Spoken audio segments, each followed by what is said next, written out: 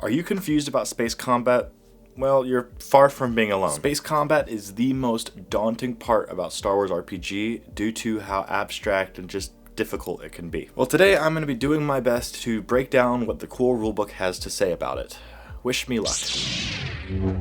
Welcome to the Tabletop Empire. My name is Nate, and I'm going to be really honest with you all. I really dislike space combat. It is confusing, it's hard to keep track of, and overall in my experience it just feels very messy. I try to avoid it if possible in my games at home, but sometimes it does come up, and so you and we all need to know how this works. So let's just dive on into it. If you like space combat though, let me know in the comments why I am wrong. So space combat pretty much follows the same rules as normal combat, just with some additional layers on top of it. So the combat overview is exactly the same. You determine initiative, assign initiative slots, take turns, and then you have the end of the round, and then maybe the end of an encounter. All of that will be exactly the same. The additional layers will be determined by the size of the ship. Is it a single-man ship or a ship with multiple crew members? Small craft combat is more similar to regular combat. The pilot, who's the sole crew member, gets one starship maneuver and one starship action. The weird and daunting part about this is the fact you can't really track what's going on very well with all the flying and maneuvering,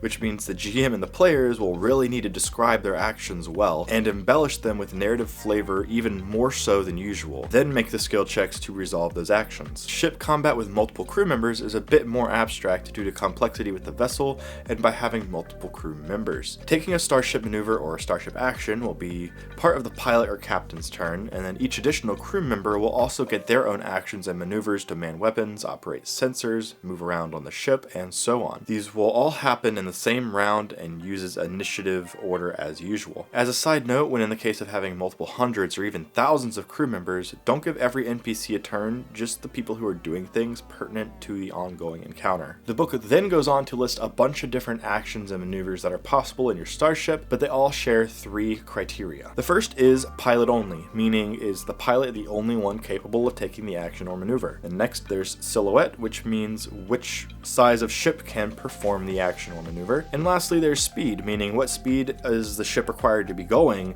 when taking the action or maneuver. Some actions have difficulty charts, which can base the difficulty off of things such as difference in ship or speed or hull and strain damage, but those will be listed with the action they correspond to. There is also another table nearby in your book with additional actions such as plotting a course or boost shields. I'm not going to be diving into each specific action and maneuver option in the book, however you can go and read those, ask me any questions in the comments, and maybe in a future video we'll touch back up on those. Next in your book you should also see a table with some examples for how you can spend success, advantage, and triumph, as well as another table for threat and despairs. One thing to note here is, unlike in regular combat, a ship's strain cannot be repaired with advantages. Up next we have planetary range bands. These again are very similar to normal range bands, with the scale just being much larger. We have close, short, medium, long, and extreme ranges, so even though close range is the smallest here, it would still be a few kilometers and would take a person an hour of walking to cover, with further ranges being even more extreme. But ships can still operate in both the normal and planetary range band. It's just the normal ones make less sense for fast-moving vehicles and small, incremental bands. So the close range band is everything in the normal range band scale,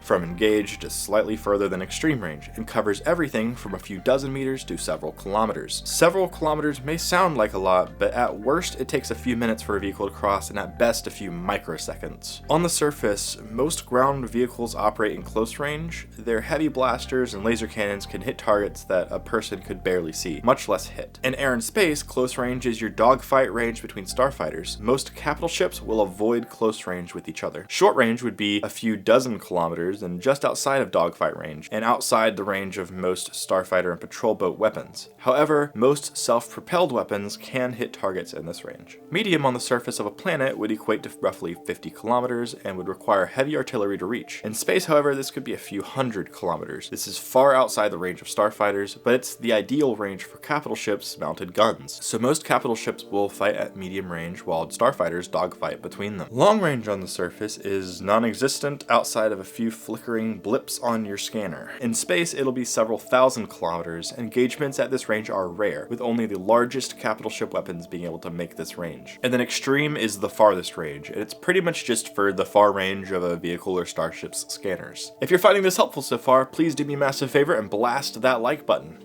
Thanks. Next up, we have the section on damage, and first up is hull trauma. When a ship exceeds its hull limit, there are two possible outcomes. The first is for ships with a silhouette 3 or under and are of no importance. In this circumstance, the ship explodes, killing the pilot and any passengers. That is, unless the GM comes in and uses his powers and says, oh, that ship's just disabled, but it's more fun when it explodes. The second option is when a ship has a player character or silhouette 4 and above, then the vehicle immediately suffers a critical hit from the ships and the vehicle critical hit table. Additionally, the ship's systems shut down, it reverts to emergency power, the sunlight drives sputter out, and the ship is adrift. At this point, the ship is near lifeless and is effectively out of commission and is likely being evacuated. The pilot or crew can attempt some repairs if they're desperate enough to rejoin the fray or escape by scavenging parts from the ship's damaged systems, raiding the hold for any spares, and bypassing damaged components. Along with a hard mechanics check, the crew can get the ship up and running.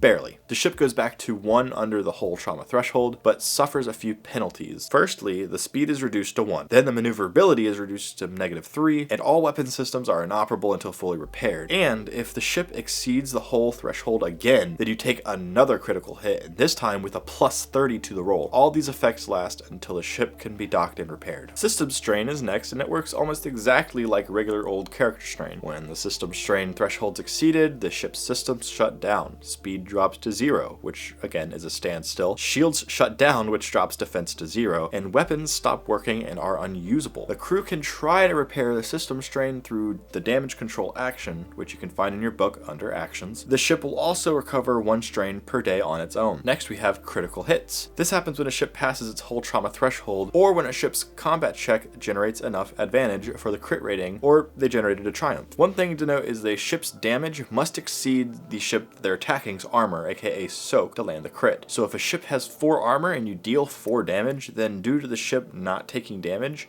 you won't be able to crit. Once a ship receives a critical hit, then like normal, you roll a d100, and like normal, any subsequent crits add +10 to the critical hit roll each crit received. That has not been specifically repaired. A quick note here is 2 of the critical results on the table mentioned using 1 of 2 component tables depending on the ship's silhouette. If it's a silhouette of a 4 or lower, then use the small ship's table, and if it's a 5 or higher, use the large ships. For making any repairs to the ships, it costs roughly 500 credits per point of hull damage, though there are a multitude of factors that could affect this price. To repair critical hits, you roll mechanics against the severity of the critical hit received. Depending on the amount of damage to the ship, it can take days or even weeks to repair. If you have any questions, or if you want me to cover any other space combat topics in the future, let me know down in the comments below. If you found this video helpful, please do me a favor and blast that like button. It really helps us out. Thank you so much for watching. I will see you guys in the next one, but until then, and as always, may the Force be with you.